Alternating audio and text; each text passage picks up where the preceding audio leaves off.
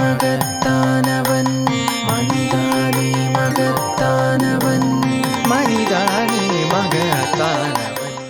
நீ சேனல் நேயர்களுக்கு வணக்கம். நண்பர்களே, இக்கால மாணவ சமுதாயமும் இளம் தலைமுறையும் எதிர்கொள்ளும் மிகப்பெரிய விபத்துகளில் ஒன்றே போதைப்பொருள் பயன்பாடு. தங்கள் குழந்தைகள் படித்து பெரியவர்கள் ஆக வேண்டும் என்ற ஆசையுடனும் அழகான கனவுகளுடன் தான் பெற்றோர் குழந்தைகளை கல்விக்கூடத்திற்கு அனுப்புகிறார்கள்.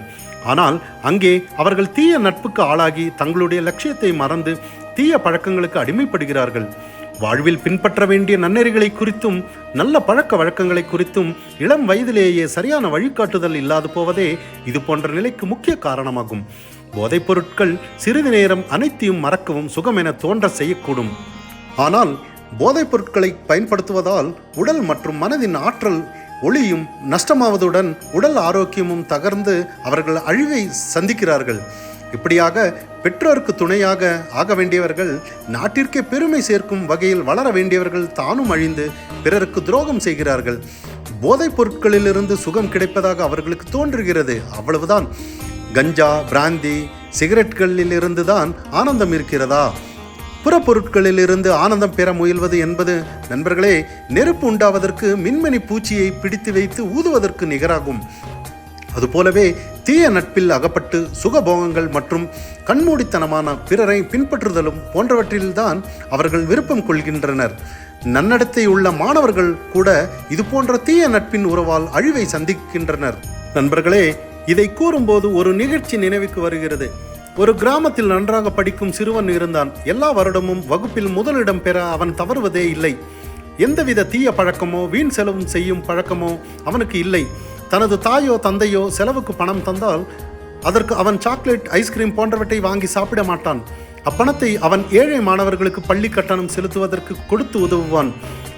அல்லாவிடில் ஏழை மாணவர்களுக்கு சீருடை அல்லது புத்தகம் வாங்கி கொடுப்பான். அவனது நல்ல இயல்பால் எல்லோரும் அவனை மிகவும் நேசித்தனர். ஊராரும் உற்றாரும் நண்பர்களும் அவனை ஒரு கண்மணியாக கருதி அன்பு செய்தனர். ஒரு நாள் சில நண்பர்கள் கட்டாயப்படுத்தி அவனை ஒரு சினிமாவிற்கு அழைத்து சென்றனர். திரும்பி வரும் வழியில் நண்பர்கள் சிகரெட் பிடித்தனர். வேண்டாம் என அவன் சொன்னபோது, இன்று ஒரே ஒரு முறை மட்டும் புகைப்பிடித்து பார் என்றனர். ஒன்றோ இரண்டோ முறை புகைப்பிடிப்பது ஒன்றும் தவறில்லை என அவன் நினைத்தான். இப்படியாக ஒரு சிகரெட் முழுவதையும் அவன் தீர்த்தான். ஒரு முறை செய்த போது மீண்டும் செய்யும் தூண்டுதல் ஏற்பட்டது. பின்னர் அது இரண்டாயிற்று. நாளடைவில் ஒரு பாக்கெட் ஆயிற்று. பின்னர் ஒரு நாள் அந்த நண்பர்களின் வற்புறுத்தலால் அவன் மதுபான கடைக்கு சென்று மது அருந்தினான். நாளடைவில் சிகரெட், மது, கஞ்சா என அனைத்திற்கும் அவன் அடிமையானான். அந்த செலவுக்காக பணம் தருமாறு வீட்டில் சண்டை போடுவது வழக்கமாயிற்று. தினமும் காலையில் பெற்றோர்களின் காலை தொட்டு வணங்கிவிட்டு பள்ளிக்கு செல்வதை வழக்கமாக கொண்டிருந்த அவன் இப்போது சிறிதும் மரியாதையின்றி நடந்து கொண்டான். தினமும் சண்டை போட்டு பெற்றோர்களிடமிருந்து பணம் வாங்குவான். எவ்வளவு பணம் கிடைத்தாலும் அவனுக்கு அது போதவில்லை. படிப்பில் கவனம் இல்லை. தேர்வில் தோல்வி அடைந்தான். தனது வீட்டிலும் வெளியிலும் அவன் திருடவும் வழிப்பறி செய்யவும் ஆரம்பித்தான். ஒரு முறை போதை மயக்கத்தால் தன் உணர்வை இழந்த அவன் ஒருவனை கண்டபடி அடித்தான். அடி தாங்காமல் அவன் உயிரிழந்தான். அதன் பலனாக அவன் சிறை தண்டனையை அனுபவிக்க நேர்ந்தது. இதே சிறுவன்தான் முன்னர் வீட்டுக்கும் நாட்டுக்கும் நண்பர்களுக்கும் பள்ளிக்கும் செல்லப்பிள்ளையாக இருந்தான். அவனே பின்னர் திருடனும் ரவுடியும் சமூக துரோகியும் ஆனபோது அவர்கள் எல்லோரும் அவனை வெறுத்தனர். நண்பர்களே, நட்பு என்பது லிஃப்ட் போன்றது. லிஃப்ட் நம்மை உயரே கொண்டு செல்லலாம், கீழேயும் கொண்டு செல்லலாம். அது நாம் எந்த பட்டனை அழுத்துகிறோம் என்பதை பொறுத்திருக்கும். அதுபோல் நல்ல நட்பு நம்மை முன்னேற்ற பாதையில் நல்ல எதிர்காலத்தை நோக்கியும் அழைத்து செல்லும். தீய நட்பானது வீழ்ச்சிக்கும் அழிவுக்கும் வழிவகுக்கும். நடைபாதையில் ஓரிடத்தில் சகதி காணப்பட்டால் அங்கு செல்லும் போது நாம் மிகவும் கவனத்துடன் சகதியை நெருங்காமல் விலகிச் செல்வோம். அதுபோல் நல்ல இயல்பு இல்லாதவர்கள் தோழமைக்கு வந்தால் நாம் விவேகத்துடன் விலகிச் செல்ல வேண்டும். மனம் நீருக்கு நிகரானது. அது எப்போதும் கீழ்நோக்கி செல்லும் இயல்புள்ளது.